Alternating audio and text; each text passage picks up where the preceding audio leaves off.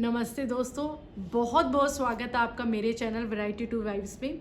और आज जिस टॉपिक में मैं डिस्कस करने के लिए लेकर आई हूँ वो है दिल्ली विधानसभा चुनाव 2025 के बारे में। तो दोस्तों, आपको क्या लगता है कि इस बार भी अरविंद केजरीवाल तीसरी बार मुख्यमंत्री पद की शपथ ग्रहण कर सकते हैं या फिर बीजेपी और कांग्रेस जो है उन्हें तगड़ी टक्कर दे सकती है? चलिए इस बारे में बहुत विस्तार से आगे वीडियो में देखेंगे, लेकिन उससे पहले मैं 2020 के चुनावों के जो रिजल्ट आए थे उनके बारे में थोड़ा सा बता दूं।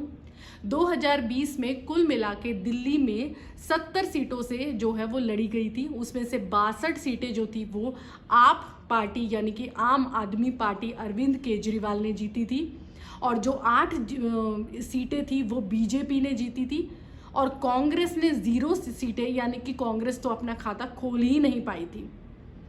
तो आपको क्या लगता है कि इस बार भी वही योजनाएं अरविंद केजरीवाल के हित में होंगी, जो योजनाएं वो 10 साल से आम जनता यानी कि दिल्ली की जनता को है वो प्रोवाइड कराते आए हैं, जैसे कि मुफ्त शिक्षा, मुफ्त स्वास्थ्य संबंधी सुविधाएं, मुफ्त बिजली, और औरतों के लिए फ्री में बस का किराया, यानी कि उन्हें कोई किराया देना ही नहीं पड़ता अगर वो बस से ट्रैवल कर रही हैं।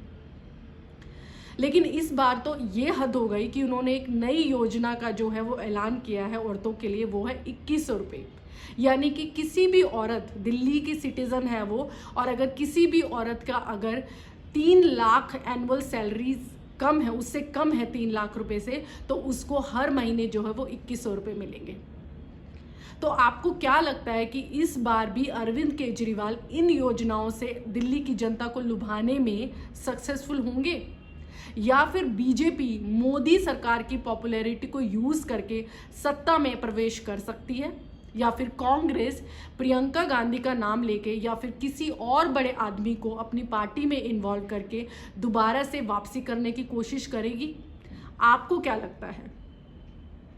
मुझे अपने कमेंट्स ज़रूर कमेंट सेक्शन में बताइए कि आप क्या राय रखते हैं।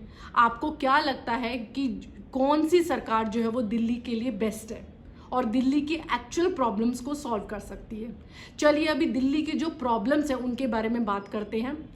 कुछ प्रॉब्लम्स को हमने कैटेगराइज किया है और जनता से पता करने के बाद ये पता लगा कि उनको किस किस प्रॉब्लम से बहुत ज़्यादा असुविधा फील हुई है।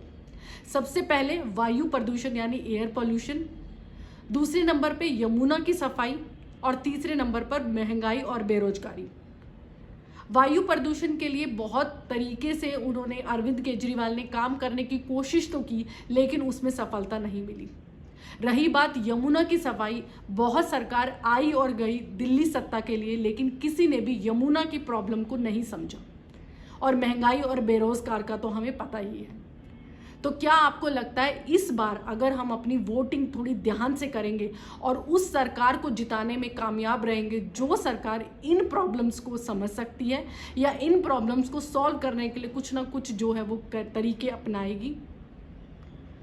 प्लीज़ मुझे कमेंट सेक्शन में बताइए कि कौन सी सरकार आपके ज्ञान से आपको लगता है कि ये सरकार जो है वो इन प्रॉब्लम्स को समझ सकती है और इन प्रॉब्लम्स का सोल्यूशन भी दे सकती है।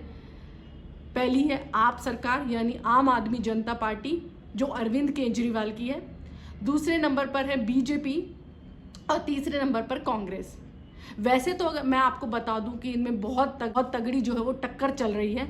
अगर अभी तक के पोल की बात करें 2025 के इलेक्शंस में, तो 45 से 50 सीटें जो हैं वो दिख रही हैं आम आदमी पार्टी के तरफ, और 10 से 15 जो सीटें हैं वो बीजेपी की तरफ। लेकिन हमें ये नहीं पता कि चुनाव के टाइम पे पार्टी कौन सी ऊपर और नीचे हो जाए, ये तो आगे आने वाला टाइम ही बताएगा।